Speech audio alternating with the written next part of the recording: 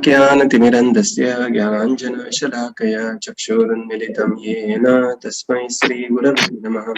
श्रीचैतन्यमनोभीष्टं स्थापितं येन भूतले स्वयं रूपकदा मह्यं ददाति स्वपदान्तिकं।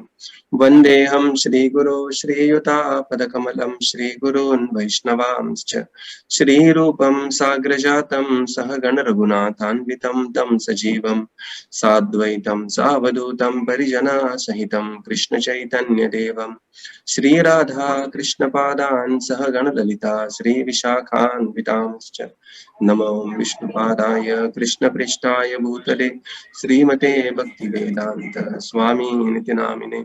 नमस्ते सरस्वते देवे गौरवाणी प्रचारिणे निर्विशेष शून्यवादी पाश्चात्यदेशतारिणे वाञ्छाकल्पतरुभ्यश्च कृपा सिन्धुभ्यैव च पतितानां पावनेभ्यो वैष्णवेभ्यो नमो नमः। जय श्री कृष्ण चैतन्य प्रभो नित्यानंद श्री अद्वैत गदाधर श्रीवासादि गौर भक्त वृंद। हरे कृष्णा कृष्णा कृष्णा हरे हरे, हरे राम राम राम हरे हरे। हरे कृष्णा। हम पढ़ रहे हैं श्रील प्रभुपाद द्वारा लिखित पुस्तक आत्म साक्षात्कार का विज्ञान। श्रील प्रभुपाद की जय। तो कल हमने देखा श्रील प्रभुपाद जी समझाते हैं कि मानव शरीर एक नाव के समान है और इस नाव का उद्देश्य ये नहीं है कि इस नाव का उद्देश्य ये नहीं होता कि हमें उसे ही श्रृंगार करें या सजाते रहें। नाव का एक हेतु और गंतव्य स्थान होता है। There is a purpose and destination. उसी प्रकार से मानव शरीर का भी एक गंतव्य स्थान है, वो है इस भवसागर को लांघकर भगवत धाम को प्राप्त करना। लेकिन हमें कुछ श्रृंखलाएं बांध देती है, जैसे कि अहम ममेति भावना, विज्ञान की भावना, भौम इज्जति। लेकिन इस संग को हमें असंग के साथ असंग शस्त्रेण दृढ़ेन चित्वा प्रभुपाद जी कहते हैं। तो अभी हम आज यहाँ से शुरू करते हैं। अमल सुंदरी माता जी, आपको पढ़ना है। हरे कृष्णा। अमल सुंदरी माता जी।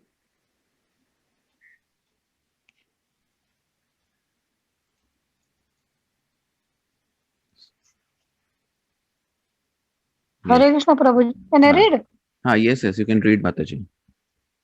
न तो वैज्ञानिक और न ही शुष्क दार्शनिक ब्रह्म। ये इधर स्क्रीन पर देखिए, हमारा वर्तमान सांसारिक जीवन, इधर से। हाँ, हमारा वर्तमान सांसारिक जीवन कब आरंभ हुआ इसकी खोज नहीं की जा सकती और न ही हमारे लिए यह जानना आवश्यक है कि हम इस संसार के किसी प्रकार बंध गए हैं। हमें केवल इतना जानने से संतुष्ट होना पड़ेगा कि किसी न किसी प्रकार से यह सांसारिक जीवन अनादिकाल से चला रहा है। अब हमारा कर्तव्य परम परमेश्वर ईश्वर भगवान श्री कृष्ण की शरण लेना है, जो सब कारणों के आदि कारण है। भगवद गीता 15:5 में भगवान के धाम में लौटने की प्राथमिक योग्यता की जानकारी दी गई है। जो मोह, मिथ्या, मान और असत्संग से मुक्त है, जिनको भगवान के स्वरूप का नित्य ज्ञान रहता है, जिनकी संपूर्ण प्राकृत कामनाएं नष्ट हो चुकी है, जो सुख दुख के द्वंद्वों से मुक्त है और उन परम पुरुष भगवान की शरण लेना जानते हैं, वे ज्ञानी जन उस अविनाशी नित्य धाम को प्राप्त होते हैं। अमूढ़ ज्ञानी व्यक्तियों से कुछ लक्षण इस प्रकार है। उनको आध्यात्मिक स्वरूप का ज्ञान है, उनकी उस स्वरूप में निष्ठा जागृत हो चुकी है और वे भव रोग से मुक्त हो चुके हैं। 2, मोह से मुक्त है एवं प्रकृति के गुणों के परे जा चुके हैं। 3, वे आध्यात्मिक तत्वों को समझने में पूर्ण संलग्न है और उन्होंने अपने को इंद्रिय भोग से पूर्ण स्वरूप रूपेण अलग कर दिया है। ऐसे व्यक्ति ही भगवान के धाम में प्रवेश कर सकते हैं। अमूढ़ और मूढ़, मूर्ख तथा अज्ञानी व्यक्तियों में अंतर यही है कि अमूढ़ लोग सुख दुख के द्वंद्वों से मुक्त है। भगवान के धाम का स्वरूप कैसे है, उसका वर्णन भगवद गीता 15.6 में इस प्रकार हुआ है। मेरा वह स्वयं प्रकाशित धाम न सूर्य, न चंद्रमा और न अग्नि द्वारा ही प्रकाशित होता है। उस संसार की प्राप्ति कर जीवन पुनः इस संसार में नहीं आता। जीव। यद्यपि इस सृष्टि का प्रत्येक स्थान भगवान के धाम के भीतर ही है, क्योंकि भगवान ही समस्त लोगों के परम स्वामी है। तथापि भगवान का एक व्यक्तिगत धाम है, वह लोक परम धाम कहलाता है। जिस ब्रह्मांड में हम अभी निवास कर रहे हैं, वह उस परम धाम से पूर्ण भिन्न है। इस पृथ्वी पर ही कई देश है जहाँ जीवन का स्तर उच्च है और कुछ देश है जहाँ स्तर निम्न है। पृथ्वी के अतिरिक्त भी इस ब्रह्मांड में असंख्य लोग बिखरे पड़े हुए हैं। उनसे कुछ इस पृथ्वी से श्रेष्ठ है तथा कुछ निम्न स्तर के हैं। इस ब्रह्मांड के सभी लोग बहिरंग शक्ति अर्थात प्राकृत शक्ति के कार्य क्षेत्र में आते हैं। इस सभी लोगों को अपनी सत्ता बनाए रखने के लिए सूर्य अथवा अग्नि के प्रकाश की आवश्यकता होती है, क्योंकि प्राकृत ब्रह्मांड अंधकार के क्षेत्र में ही स्थित है।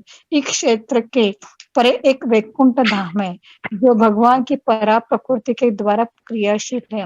उस क्षेत्र का उपनिषदों में इस प्रकार वर्णन किया गया है। वहाँ सूर्य, चंद्रमा अथवा तारों की आवश्यकता नहीं है और न ही वह धाम अग्नि के किसी रूप से प्रकाशित होता है। उस दिव्य प्रकाश के परावर्तन के कारण ही ये प्राकृत ब्रह्मांड प्रकाशित होते हैं और वह परा प्रकृति सदैव स्वयं प्रकाशित है। अंततः हम रात्रि के गहन अंधकार में अभी भी मंद प्रकाश का अनुभव कर सकते हैं। हरिवंश नामक ग्रंथ में भगवान श्री कृष्ण ने स्वयं अपनी अप्राकृत प्रकृति का इस प्रकार वर्णन किया है। निर्विशेष निराकार ब्रह्म का दैदिप्यमान प्रकाश भौतिक जगत एवं वैकुंठ जगत दोनों को ही प्रकाशित करता है। परंतु हे भारत, तुम यह निश्चय ही समझ लो कि यह ब्रह्म प्रकाश में अंग की कांति है। प्रकाश इस निष्कर्ष को ब्रह्म संहिता में भी प्रमाणित किया गया है। हम यह न सोचे कि हम उस परम धाम को अंतरिक्ष यान जैसे किसी भी भौतिक साधन के द्वारा प्राप्त कर सकते हैं, परंतु हमें यह निश्चित याद रहे कि जो भी कृष्ण लोक की प्राप्ति करता है, वह सच्चिदानंद जीवन का निरंतर रसास्वादन कर सकता है। अधोन्मुख जीव होने के कारण हमारे अस्तित्व के दो पक्ष है। एक भौतिक अस्तित्व है जो जन्म, मृत्यु, जरा एवं व्याधि के दुखों से परिपूर्ण है। दूसरा हमारा आध्यात्मिक अस्तित्व है जिसमें निर्वाध सच्चिदानंद जीवन की प्राप्ति होती है। भौतिक अस्तित्व में हम देह एवं मन की प्राकृत धारणाएं द्वारा शासित किए जाते हैं, परंतु आध्यात्मिक अस्तित्व में हम भगवान के परमानंदमय दिव्य संपर्क का सदैव रसास्वाद कर सकते हैं। आध्यात्मिक अस्तित्व में भगवान हमारी दृष्टि से कभी भी ओझल नहीं होते। हाँ, तो प्रभुपाद जी यहाँ पर कह रहे हैं कि सांसारिक जीवन में, भौतिक जगत में हम कब आए और कैसे आए, ये जानना इतना महत्वपूर्ण नहीं है। जैसे किसी व्यक्ति को मलेरिया होता है, बुखार आता है, तो वो डॉक्टर के पास जाते हैं, तो डॉक्टर उनका डायग्नोस करके उनको दवाई देते हैं। यदि वो लेकिन डॉक्टर को पूछे कि नहीं डॉक्टर, ये दवाई तो ठीक है, लेकिन मुझे ये बताइए मुझे कौन से मच्छर ने काटा, तो कौन से मच्छर ने काटा ये समझना इतना जरूरी नहीं है जितना दवाई लेना जरूरी है। इसी प्रकार से प्रभुपाद जी यहाँ पर कह रहे हैं कि हम कौन से मच्छर ने कब काटा ये जानने की जरूरत नहीं है, कि हम ये भौतिक जगत में कब आए, कैसे आए, ये हम जान पाए या ना पाए, परंतु इसकी जो दवा है, जो औषधि है, वो हमें लेनी चाहिए। तो इसकी औषधि, तो पहली औषधि यह है कि यह जानना कि भौतिक जीवन या भौतिक जगत एकमात्र जगत नहीं है, भौतिक जगत के परे भी दूसरा एक जगत है। तो वहां पर कैसे पहुंच सकते हैं? तो प्रभुपाद जी कहते हैं भगवद गीता के 15वें अध्याय के 5वें श्लोक में इसका वर्णन किया है कि भगवत धाम जाने के प्रति योग्यता क्या है। निर्माण मोहा जित संग दोषा अध्यात्म नित्या विनिवृत्त कामा द्वंद्वैर्विमुक्ता सुख दुख संज्ञैर् गच्छन्ति अमूढ़ा पदमव्ययम् तत्।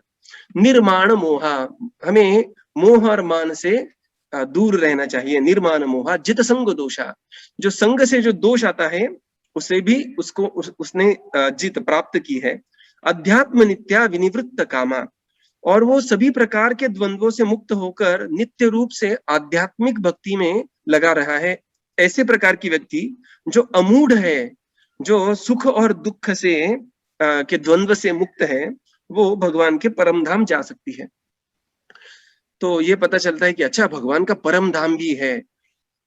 मतलब सिर्फ भौतिक जगत एकमात्र जगत नहीं है, इससे परे भगवान का परम धाम है। तो उसका वर्णन भगवान अगले श्लोक में करते हैं। न तद्भासयते सूर्यो न शशांको न पावकः यद गत्वा न निवर्तन्ते तद्धाम परमं मम।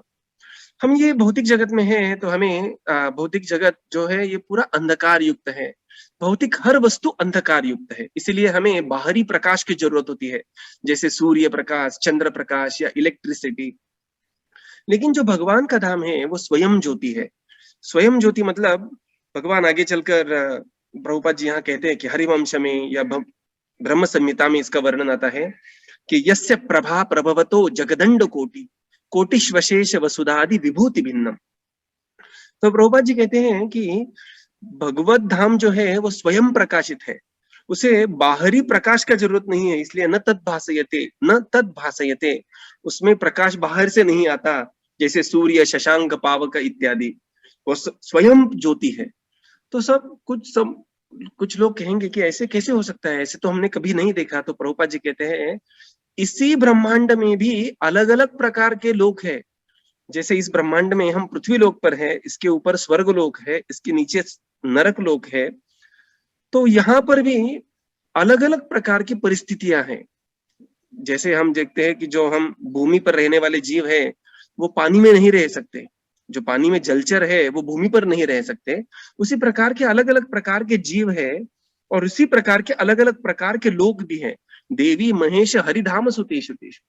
तो भौतिक जगत के परे कैलाश धाम है जो शिव जी का धाम है, और उससे परे आध्यात्मिक धाम है जैसे अयोध्या, और अनगणित वैकुंठ लोक वहां पर है, और वहां पर भगवान नित्य विराजमान है। तो कोई कहेगा कि हाँ ठीक है, भगवान वहां पर है, तो क्या हम कोई भौतिक साधन से जा सकते हैं? एलोन मस्क एक चांद्रयान लॉन्च कर रहे हैं, मंगलयान लॉन्च कर रहे हैं, एरोप्लेन से क्या वहां पर जा सकते हैं? तो प्रभुपाद जी कहते हैं कि नहीं, यहाँ पर हम कोई भौतिक साधन से नहीं जा सकते, लेकिन हम हमारी चेतना उन्नत करके वहां पर पहुंच सकते हैं। और वो ऐसा अस्तित्व है जहां हम भगवान को, we can see lord face to face, हम भगवान को समक्ष देख सकते हैं, भगवान के साथ समक्ष लीलाएं कर सकते हैं, और वही हमारा नित्य आध्यात्मिक स्थान है। जैसे तुकाराम महाराज कहते हैं, जाऊ देवाचिया गावा घेऊ तेथेची विसावा। तो भगवान का एक गांव है, भगवान सिर्फ प्रकाश नहीं है, और भगवान के गांव में हमारा घर है और हमें उसे प्राप्त करना है। या आगे चलते हैं। माता जी पढ़िए। श्री कृष्ण भगवान मृत का यह अभियान समस्त मानव जाति को उस आध्यात्मिक अस्तित्व पर लाने का प्रयास कर रहे हैं। हम अपनी वर्तमान भौतिक भावना के कारण जीवन की भौतिक धारणाओं में आसक्त है। वह धारणा स्थूल इंद्रियों से संबंधित है, परंतु कृष्ण भक्ति अर्थात श्री कृष्णामृत में द्वारा हम धारणा तत्काल ही दूर ही जा सकती है। यदि हम भक्ति के सिद्धांतों का पालन करें तो जीवन की भौतिक धारणाओं का उल्लंघन कर सकते हैं। विविध भौतिक कार्यकलापों में संलग्न रहने पर भी हम सतोगुण, रजोगुण एवं तमोगुण में मुक्त हो सकते हैं। भौतिक कार्यों में लिप्त कोई भी व्यक्ति इस श्री कृष्णामृत अभियान के साहित्य के द्वारा परम लाभ प्राप्त कर सकता है। ये ग्रंथ संसार रूपी पीपल के दुर्जय वृक्ष को जड़ों को छिन्न भिन्न करने में लोगों की सहायता करते हैं। ये प्रामाणिक साहित्य हमें जीवन की भौतिक धारणाओं से संबंधित प्रत्येक वस्तु का त्याग एवं पग पग पर आध्यात्मिक रसामृत का आस्वादन करने का प्रशिक्षण देते हैं। यह अवस्था केवल भक्ति से प्राप्त की जा सकती है। और अन्य किसी भी साधन से नहीं। ऐसी दिव्य प्रेममयी सेवा के द्वारा इस वर्तमान जीवन में ही तत्काल मुक्ति प्राप्त की जा सकती है। अधिकांश आध्यात्मिक प्रयासों में भी भौतिकतावाद का पुट लगा रहता है, परंतु विशुद्ध भक्ति भौतिक कलुष से परे है। जिनको भगवत धाम में लौटने की कामना है, उनके लिए आवश्यक केवल इतना ही है कि वे इस श्री कृष्ण भावनामृत अभियान के सिद्धांतों का पालन करें तथा परम ईश्वर भगवान श्री कृष्ण के चरणारविंद के मधुपान हेतु अपनी चेतना को मधुकर बना ले। हाँ, तो प्रभुपाद जी कहते हैं यही कृष्ण भावनामृत आंदोलन का प्रयास है। क्या प्रयास है? कि हम ये भौतिक जगत को जाने, और भौतिक जगत किस प्रकार से ये 3 गुणों से बना है, सत्वगुण, रजोगुण, तमोगुण, इन गुणों के बारे में जाने, और उन गुणों के जो अतीत है, क्या अतीत है? भगवान की भक्ति, उसका पालन हम हमारे जीवन में करें। तो यहाँ पर वैराग्य की भावना इतनी महत्वपूर्ण नहीं है, परंतु युक्त वैराग्य की भावना महत्वपूर्ण है। युक्त वैराग्य का अर्थ क्या है? कि हमें भौतिक जगत में रहकर, घर गृहस्थी में रहकर नित्य कर्मों को भगवान के प्रति संलग्न करना है। जिस प्रकार से कोई प्रभु होते हैं जो जॉब पे जाते हैं, माताएं होती है वो किचन में कुकिंग करती है, स्वयंपाक करती है, तो उसे हमें ये जानना चाहिए कि किस प्रकार से हमारी जीवन की हर दिन के जो कार्य है, उस कार्य को भक्तिमय कार्य में परिवर्तित करें, और धीरे धीरे हम शुद्ध भक्ति की तरफ अग्रसर रहे। तो हम यहीं पर आज विराम देते हैं और कल अगले चैप्टर चालू करेंगे। Hare Krishna. Hare Krishna. Thank you Prabhupada. Thank you Prabhupada.